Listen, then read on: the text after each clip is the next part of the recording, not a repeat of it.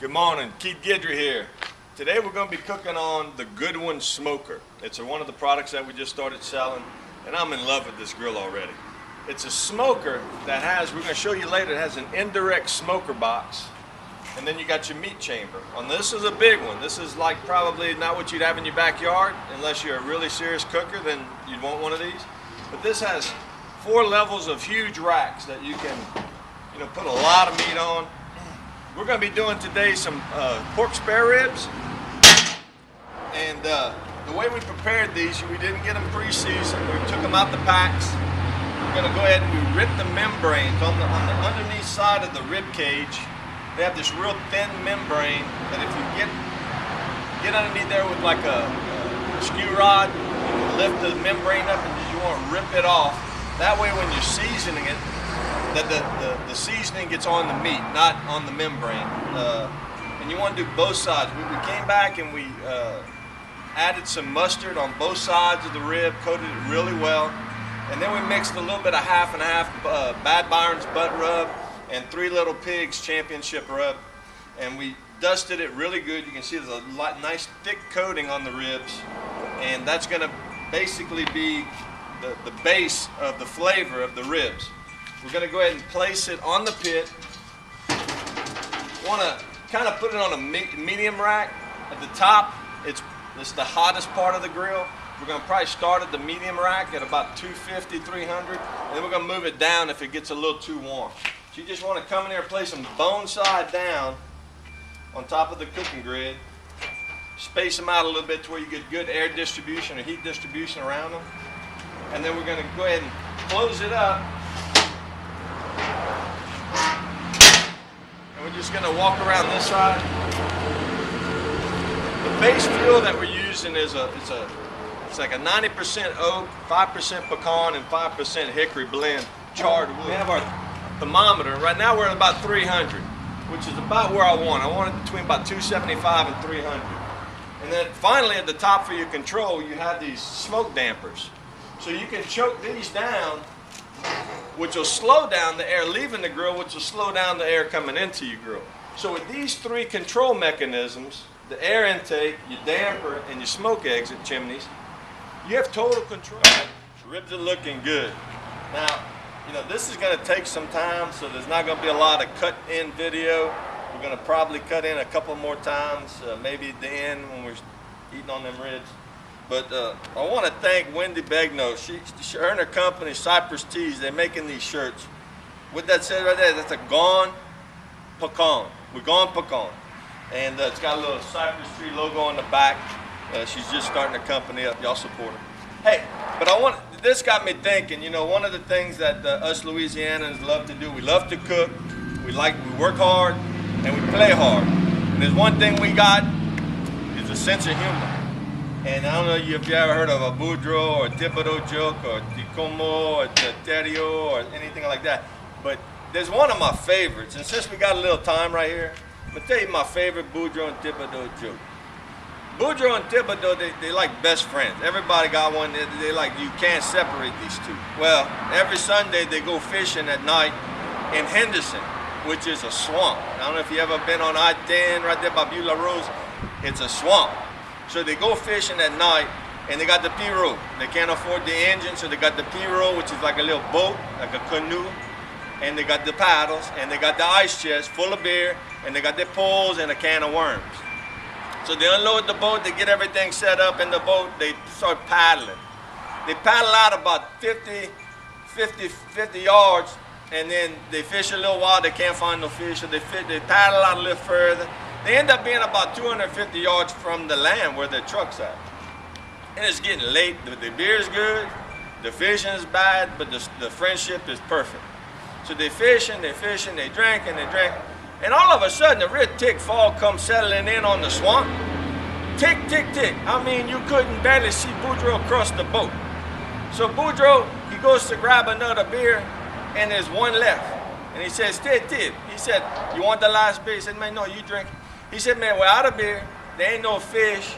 He said, we might as well pack it in and go home. Thibodeau said, man, that's a good idea. So, man, Boudreaux said, man, Tip, pass me a paddle so we can paddle back to the land. Somehow the paddles, and they're drinking and picking up the pole, they must have got pushed out the boat. There's no paddle. And it's cold. That water's cold. So they're like, man, Boudreaux said, Tip, he said, we got no paddles. The water's cold. How are we going to get back to the truck? Thibodeau said, man, Boudreaux, pass me that Q-beam. You know what a Q-beam is? It's like a big flashlight with 1,000,000 candle lights, like bright, bright, bright. He passed him that Q-beam, and Boudreaux's passing that Q-beam through the swamp like that.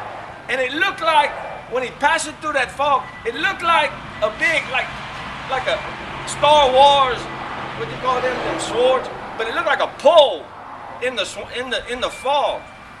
Boudreaux said, man, Thibodeau, he said, I got an idea. Thibodeau said, man, what's that, Boo? He said, Tib, he said, I'm gonna hold that Q-beam real tight, and you see it look like a pole, and you see the truck at the end? He said, yeah.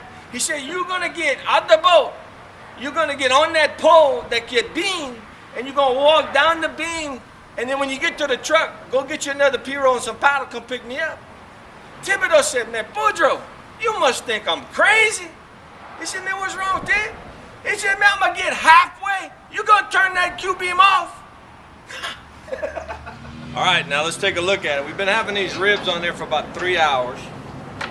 We're gonna go ahead and sauce it up. We got about another 30 minutes to go, so we're gonna sauce them up and kind of let them thicken up, let the sauce thicken up. We got basically in this mixture, this is the 3 Little Pigs.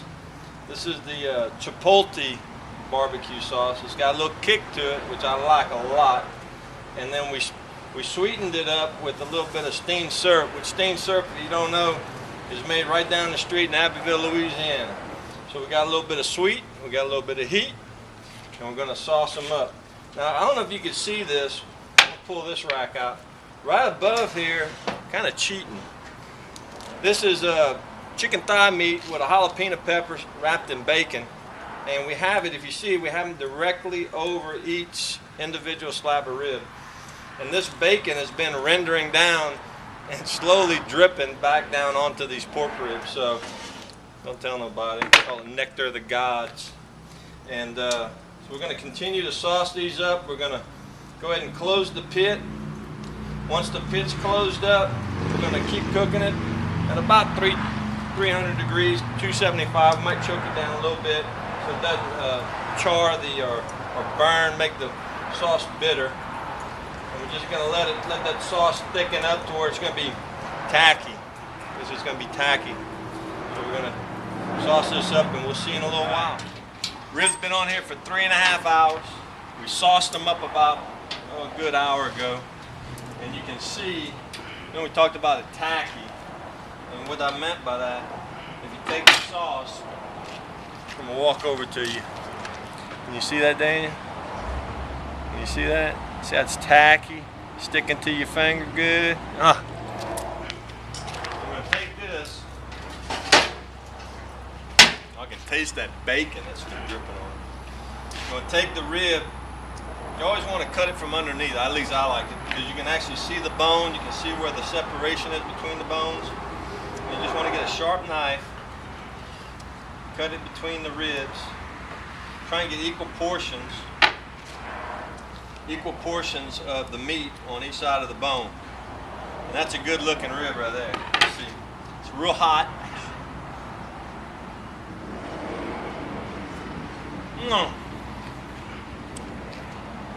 Look how it just came off the bone. Real good. And taste the sweet. It's like eating boiled crawfish. It's good and seasoned. That heat's starting to kick in. Yeah, it's got a little heat to it at the end. So these are baby back ribs cooked on a good one, charcoal pit, smoker actually, smoker.